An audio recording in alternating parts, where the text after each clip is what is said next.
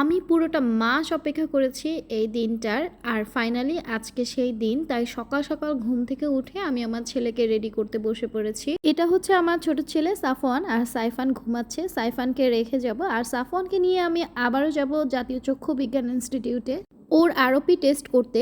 ROP হচ্ছে retinopathy of prematurity test. এটা যে সকল বাচ্চারা 2.5 কেজির কম এবং 35 সপ্তাহ আগে হয় তাদের এই আরওপি টেস্টটা করাতে হয়। আমার 31 সপ্তাহে সিজার হয়, অর্থাৎ আমার দুইটা বাচ্চাই প্রিম্যাচিউর। একজনের ওয়েট ছিল 1650 গ্রাম আর আরেকজনের ওয়েট ছিল আরও কম, 1390 গ্রাম। বাচ্চা সময়ের আগে জন্ম হলে চোখে রক্তনালীগুলো সম্পূর্ণভাবে তৈরি হয় না বা অস্বাভাবিক হয়। সেক্ষেত্রে যারা কিনা প্রিম্যাচিউর হয় তাদের প্রত্যেকের আরওপি টেস্ট করা জরুরি। আমি শুরুর দিকে প্রাইভেট হসপিটালেই ওদের আরওপি টেস্ট করাতাম, কিন্তু সেখান থেকে কোনো আশানুরূপ ফল না পেয়ে আমি চলে গিয়েছিলাম জাতীয় চক্ষু বিজ্ঞানে। সেখানে আমি সাইফান সাফওয়ানকে 1.5 মাস ফলো আপে রেখেছিলাম। প্রায় প্রত্যেক সপ্তাহে অথবা 1-2 সপ্তাহের গ্যাপে আমি ওদেরকে নিয়ে যেতাম। কোনো ট্রিটমেন্ট বা মেডিসিন নেই, জাস্ট ওদেরকে ফলো আপে রাখতে হয়।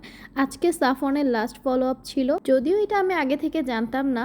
যাই হোক, আল্লাহর কাছে লাখ লাখ শুক্রিয়া, আমার ছেলেটা সুস্থ আছে। কিন্তু সাইফানের ফলো আপ এখনও চলবে, যেহেতু সাইফানের ওয়েট অনেকটাই কম ছিল সাফওয়ানের তুলনায়।